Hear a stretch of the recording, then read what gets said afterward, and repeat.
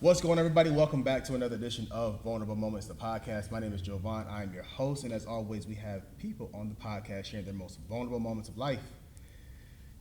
You are the first Vulnerable Moments guest. Woo woo. The first and the best.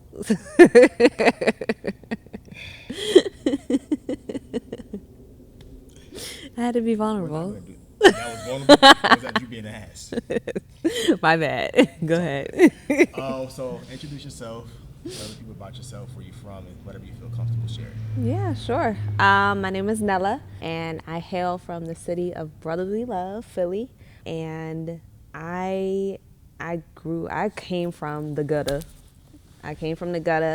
And I have gone through everything up in life, from City of brotherly love. brotherly love Brotherly love. and sisterly affection. Sisterly affection. What does that mean? In Philly, that ain't there, but look. Really? Mm-hmm. I've been to Philly once, last summer. Mm-hmm. I had a ball. When did you go? Like, was it for like? There wasn't no festivals going on. I was about to say, was it a Made in America? Oh no! I heard that's like the worst time to go. It is. My homeboy, he lives there now. Mm-hmm. Shout out to Don. Catch his episode. Dang, I don't know, but I don't know. But one thing I did like is that you can bring your own like champagne into the restaurants. What restaurant was it? It's probably because of COVID. Cause that ain't typical. They gave us orange juice. He brought us a bottle of champagne. And we had brunch together. And I was like, this is dope. Well, I need that restaurant. I'll let you know. Okay. I don't remember, but I'll ask him if he remembers. It was like downtown somewhere on this little street. I know. That was so descriptive. That describes like every street in downtown Philly. Anywho, I enjoyed it, but you said you're from the gutter. You said there's no sisterly love there. Tell me, like, give me your upbringing from your perspective of Philly. Okay.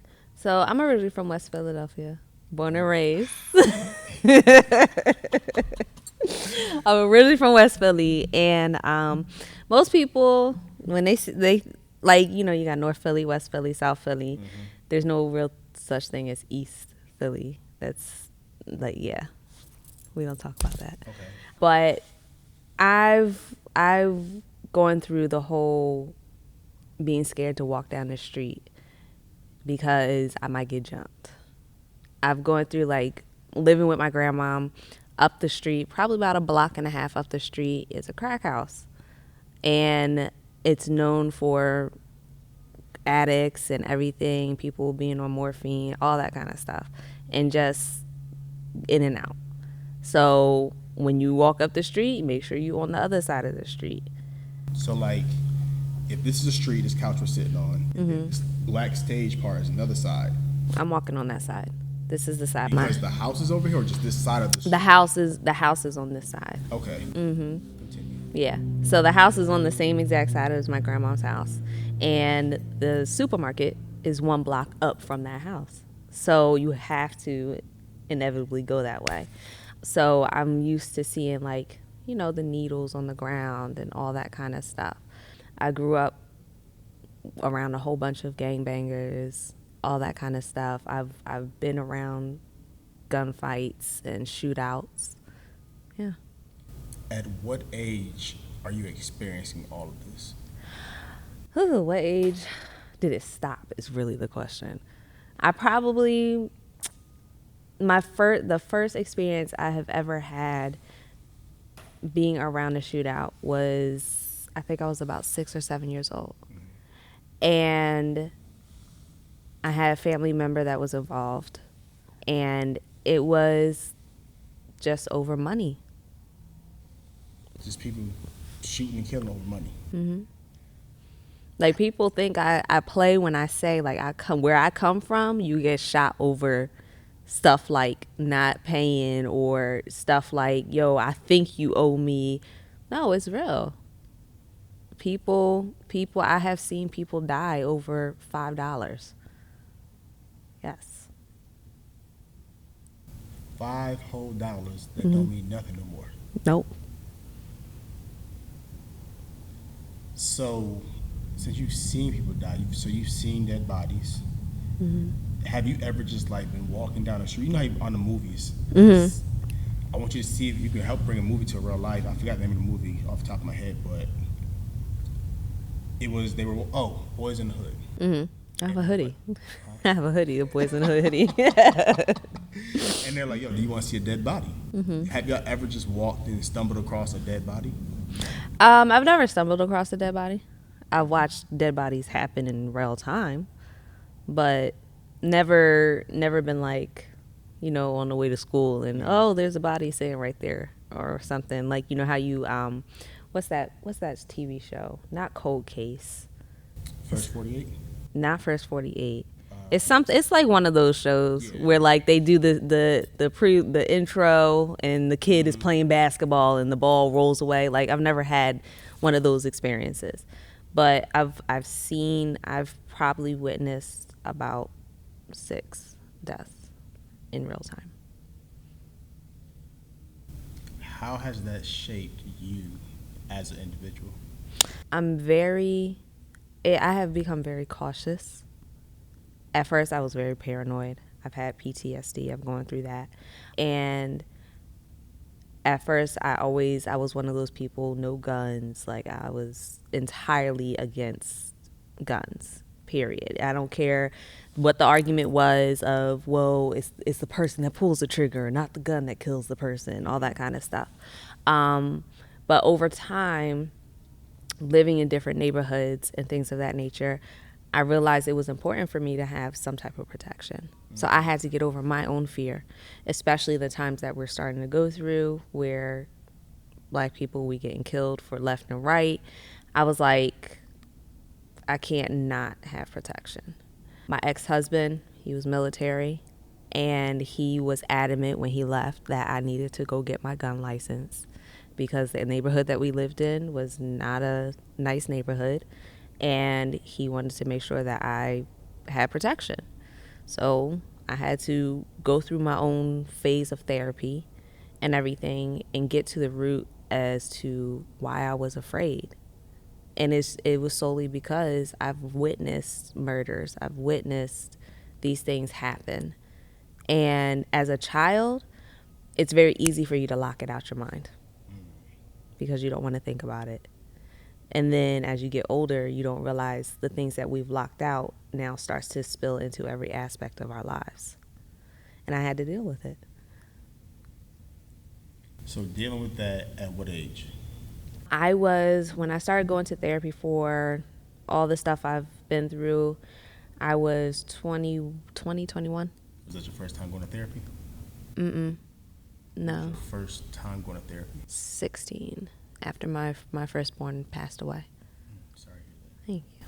So, dealing with the passing of your firstborn, how has that affected you? So my daughter now, Anaya, she's 2, and she is at the age, and we're coming up on the month that my firstborn passed away. And my firstborn was 2 when she passed away. So even now, it still affects me, because now I'm like on the fence of, yeah, this 2 is still here. I'm like, I just want to get to 3. Yeah. Like, let's just hurry up, get to 3. When I'm in the car with her, she passed away. My firstborn, she passed away due to a drunk driver running a red light.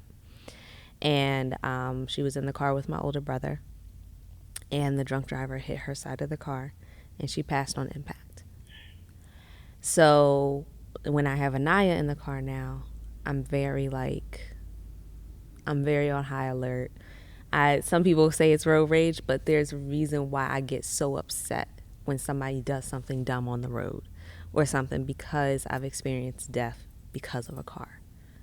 So I know it's something I have to deal with. I'm in therapy now because of it, because of the things. There's things that I haven't dealt with, that I never wanted to deal with. I never realized it was actually affecting me until it really started affecting my relationships and the way that I was living out my life. So when did you discover the way things were affecting you from like your childhood and your past?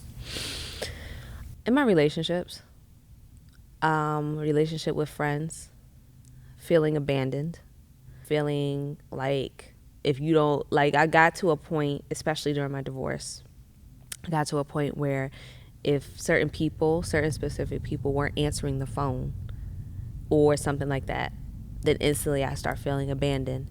I start feeling like why are they not responding to me or whatever, and not thinking, yo, they got other things going on in their life too, and stuff like that. I started to realize in my current relationship, like I was holding and bringing things on and holding the things that I've been through against him. And so if something, like, we call them red flags, but if something happens or he does something that triggers me, but he doesn't know that it's a trigger and I never communicated it, it's a problem, right? So he ends up doing something that triggers me. I start getting upset or whatever. I shut down whatever my response might be to whatever that trigger is. And he's sitting here like, where did this come from? So when that started happening consistently, I was like, all right, I got some things I gotta handle. I gotta work on me, because this relationship, one, is not going to last. It's not going to move forward. It's not going to get to where we both want it to be if I don't handle things that I have going on inside of me. So, yeah. So therapy can bring out a it can bring out so much stuff Right. that you didn't know was there. Yes. And it can also be re-traumatizing. Mm-hmm. If you aren't self-aware, or even if you are self-aware, it still can be re-traumatizing. I just discovered how therapy can be re-traumatizing. Mm-hmm. So what were some things that, as you're going through therapy, you say, oh, okay, I want to deal with this piece of it, because in therapy, our job as clinicians is to just focus on whatever you come to us. Right.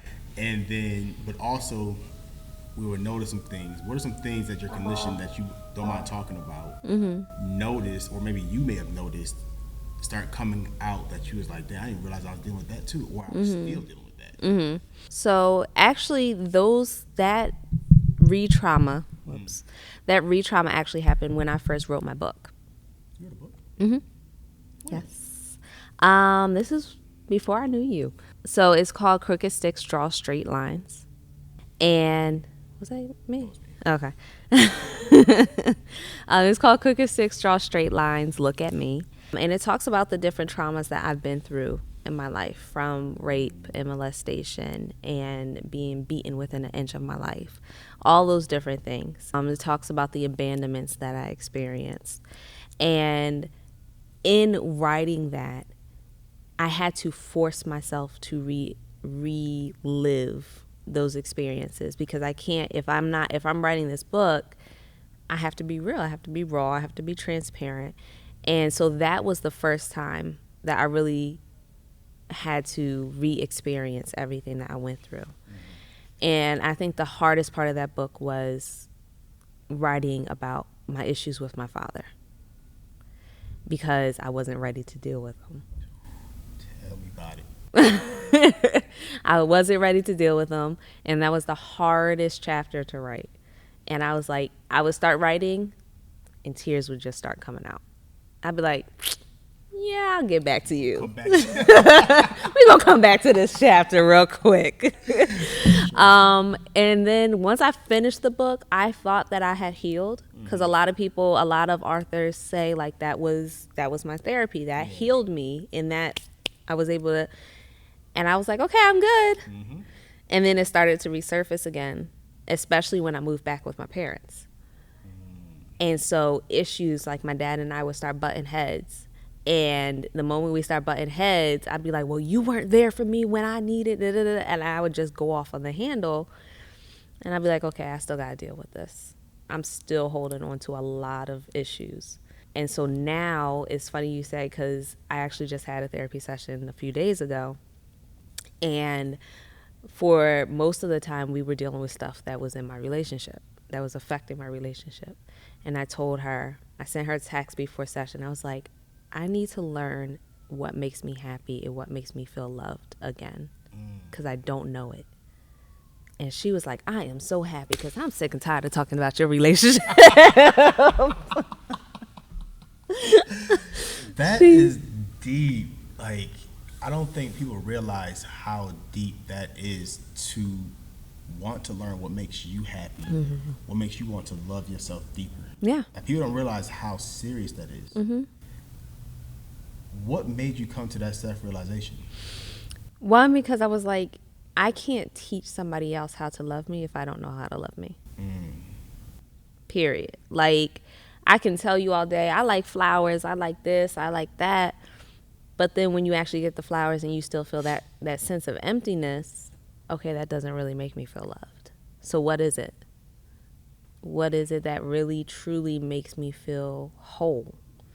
And so I've gone through, a lot of people, they say, I'm going through my selfish time phase. Like, I really have to be, and it's not even about being selfish. Yeah. It's about, okay, I need to learn so that I can teach other people how to treat me. Whether it's in a relationship, whether it's with your partner, whether it's with friends. I had a mentor that used to tell me all the time, teach people how to treat you. And if I don't know how to treat myself, I can't teach you. So that's one of my things. Like, now, like, I used to do, my therapist, the first thing she said to me was, when there's never been a time in your life that you've been happy and truly felt like at peace. And I was like, yeah, when I had my own place, I was doing great with my career, and I was able to list all these things. And she said, okay, well, during that time, what were the things that you were doing? And I was like, well, I would take myself out on dates on weekly. Every single Sunday, I would go to brunch. The bartender knew exactly what to order. As soon as I walked in the door, she knew exactly what I wanted. And she would have my drink on the thing and my cappuccino, my caramel macchiato and everything. I would go get my nails done. And I was like, those things feel like chores now. It doesn't feel like I'm treating myself. Like, I feel like it's a chore. And she said, one of the signs of depression is when you lose interest in the things that you used to love. And I was like, am I going through depression again? Because I've been through it. I was depressed when I was pregnant. I went through postpartum depression. And then I went through postpartum, like, I added it, but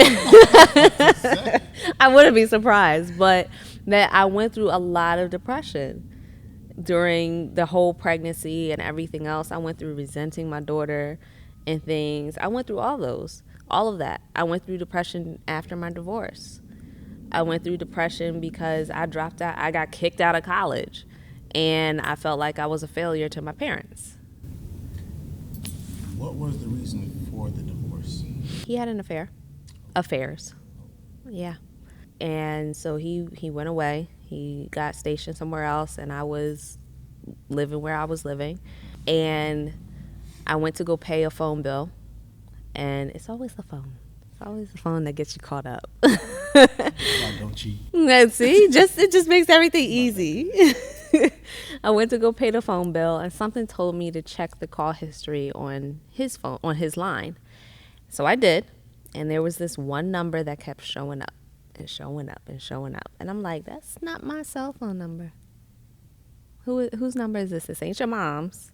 And I know you and your mom is close. So who is this number? We getting off the phone at 1:00 in the morning, and you calling this number at 1:02. It's a problem. So I took the number, and I researched it on Facebook, and instantly a picture popped up, and I recognized the person immediately.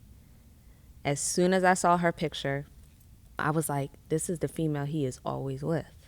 If I FaceTime him, she's always right there. If I call, I always hear her voice in the background. This is a female. And literally, after I found out who this girl was on the Facebook, I'm getting flowers sent to my door. Like, literally, like, a few minutes later, I got a knock on the door, and it was a flower delivery from him. And I threw those flowers right into the fire.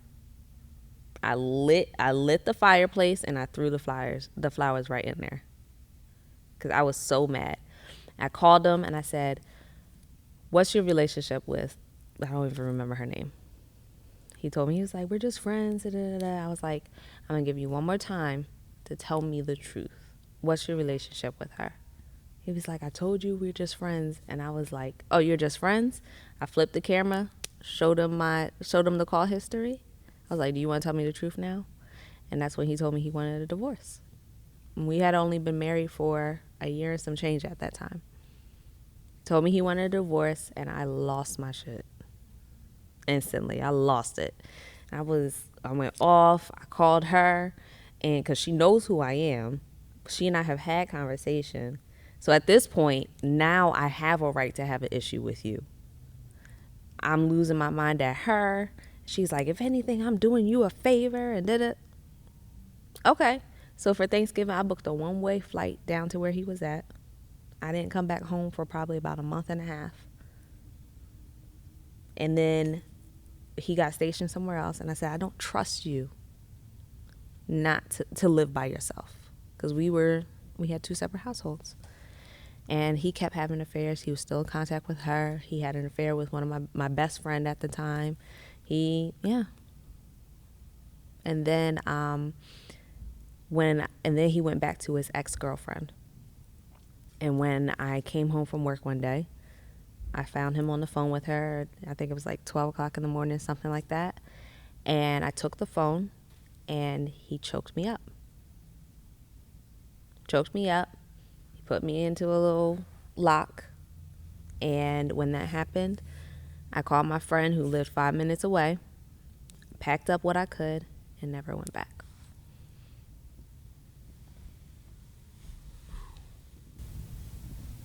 You mean tell me this is going to be this heavy?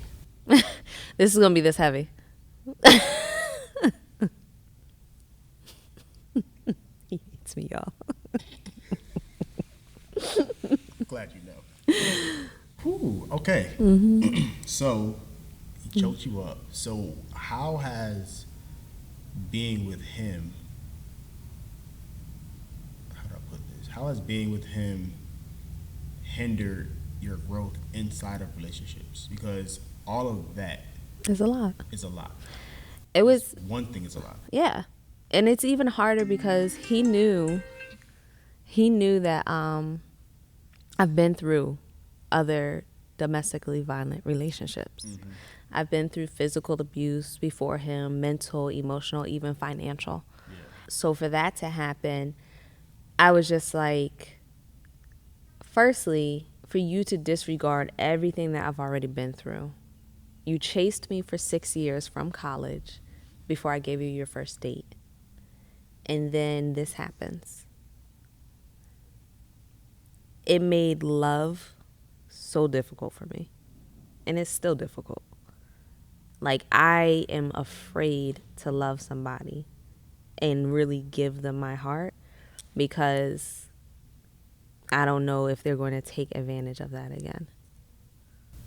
So I got to ask this. Okay. How long have you and, can I say his name? Yeah. Chris been together? Officially, a year and a half.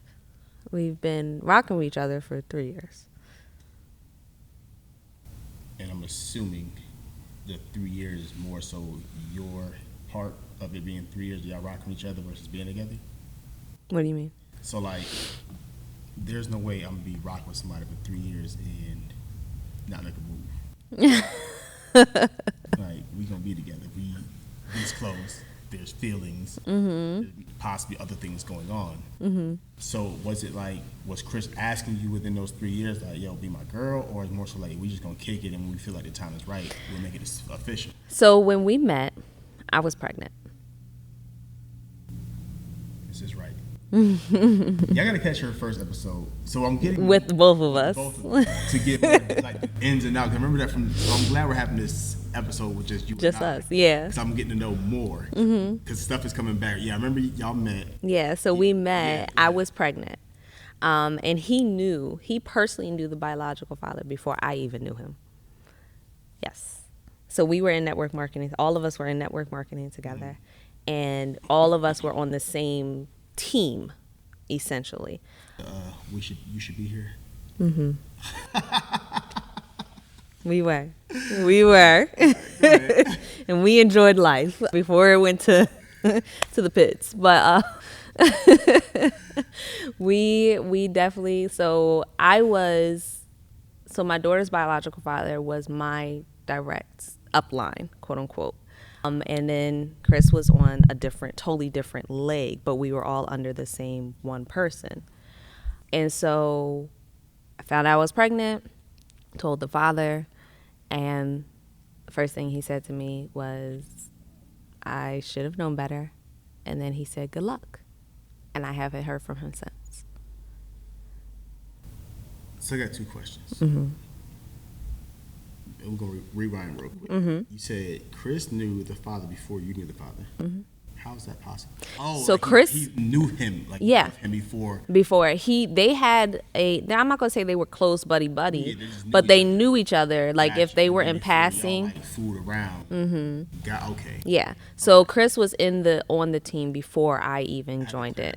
Yeah. I think about, well, she's just out here in the Right. streets. Oh, she for the streets. Like, oh, okay. No. Yes, we need to clear it up. So I didn't know who Chris was or anything before I got pregnant. I never met him. I never seen him, any of that stuff. So don't even start. But that, and then probably 2 or 3 months later is when I met Chris. After I found out I was pregnant.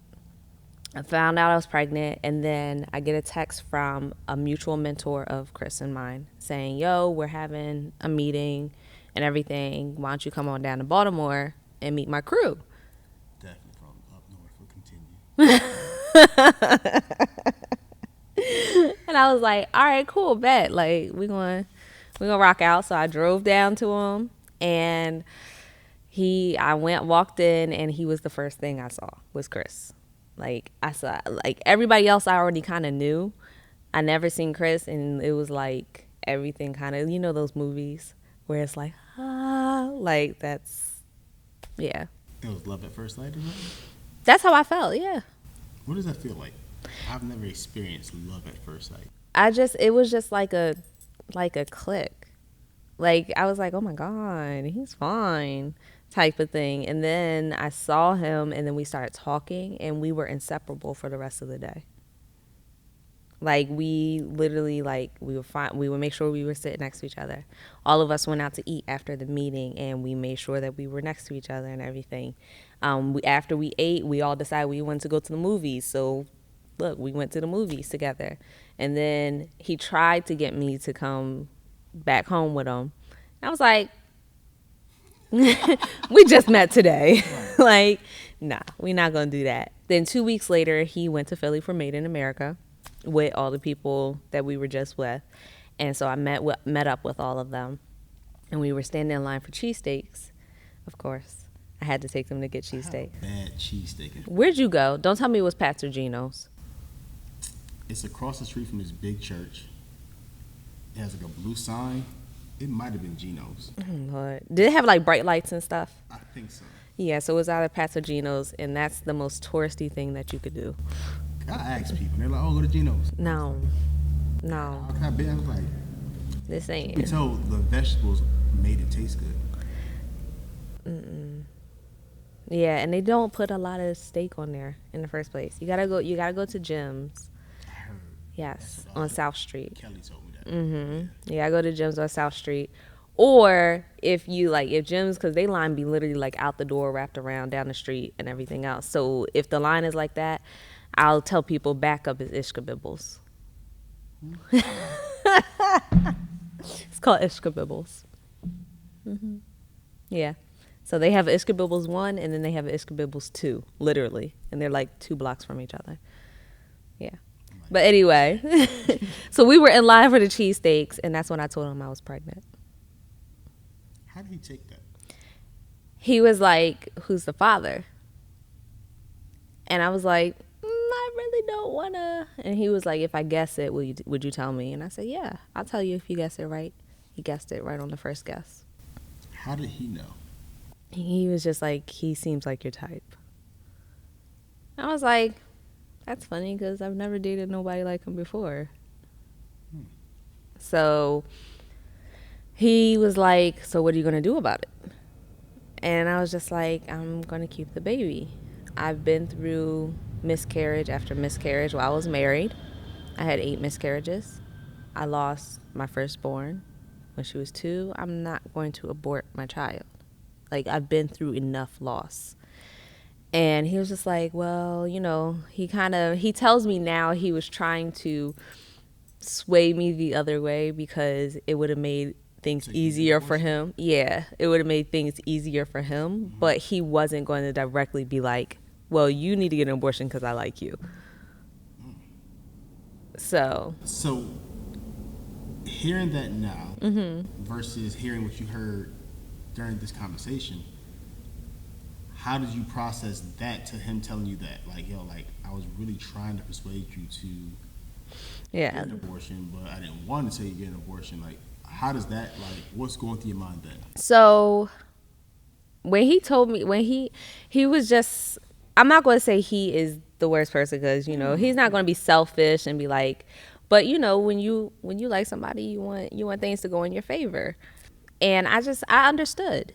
Now I understand. Let me say it that way. I understand now versus back then. Because it's like, okay, you like this girl, she's pregnant by somebody that you personally know and everything else. Like, what's up? Like, how am I going to handle this? And then he's not there, so I'm not just going to jet on her and be, which I wouldn't have blamed him because we had just met 2 weeks before. You had no reason to stick around. So when he did that, I was just like, okay, well, I really like him now because he's still around even though I told him I was pregnant. And throughout the pregnancy, he dealt with everything. He dealt with the cravings. He dealt with the mood swings. He dealt with all that comes with being pregnant. He dealt with the postpartum depressions, argument after argument, all that stuff. And we weren't even together yet. And then he came to the hospital the day my daughter was born. He came to the hospital with my favorite food in hand and sat there for however many hours just talking, looking at the baby, but he refused to hold her. He did not want to hold her. And even after she was born and I would come over with the baby, the moment she started doing the crazy crying, he'd be like, all right, y'all gotta go. So how was that? Because when I've been dating like single moms that like we're a package deal, we come together, and it seemed as if he didn't want the entire package. He was fighting it. So, and I'm not going to get into his entire story because it's not my story to tell. Sure. But yeah. 2 weeks. I told him that. I was like, just get him in a couple weeks. But I'm about to have mad people here in a couple weeks. As you should. But so he has gone through his own thing with being adopted. So that, and so for him, it was very serious. And I personally, I didn't approach it that way that most single moms say, we're a package deal, this, that, next thing. Obviously, she's coming with me. That's my thought process is obviously this is a non-negotiable. But for me, I was more of, there's more to me than her.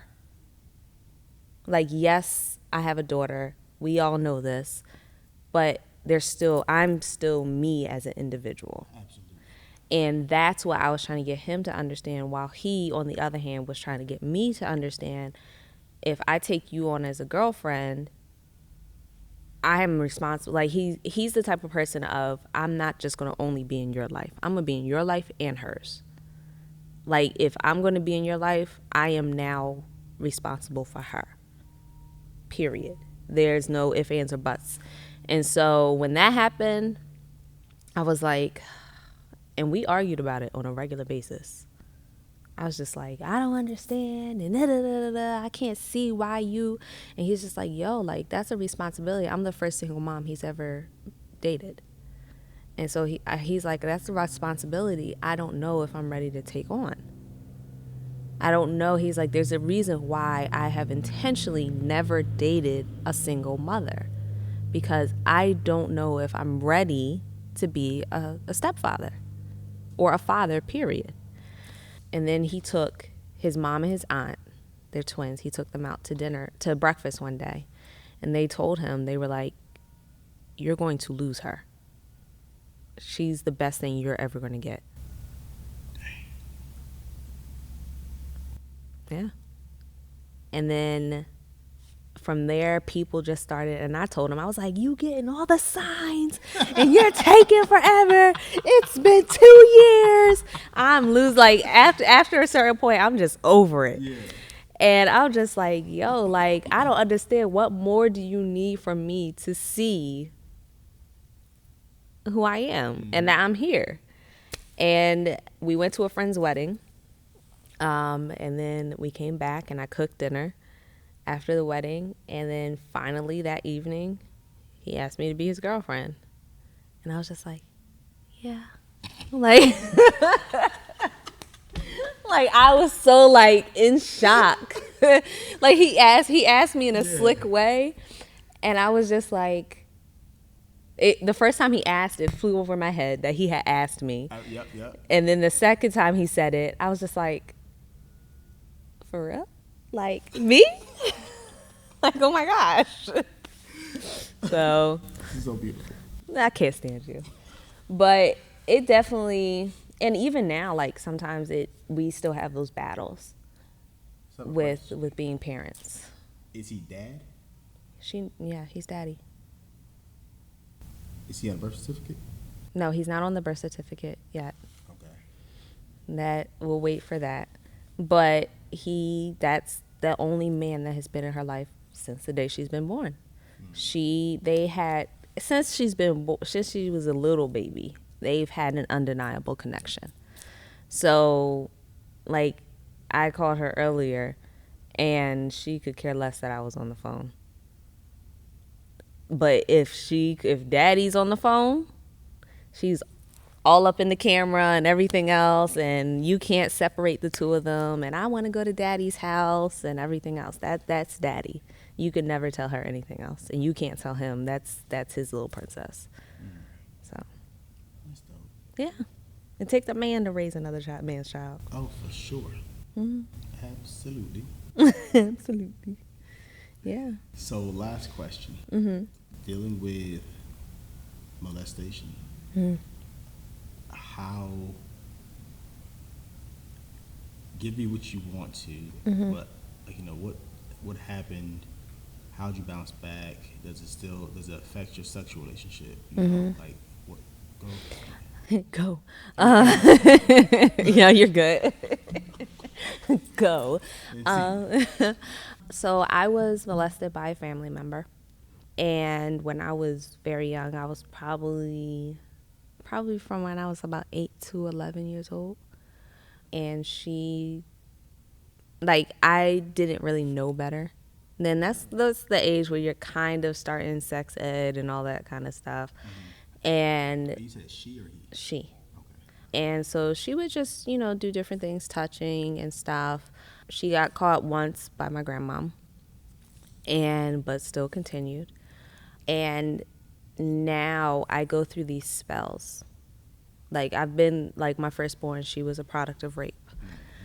And so I go through these spells. I'm very sexually, and my drive is crazy. Mm-hmm.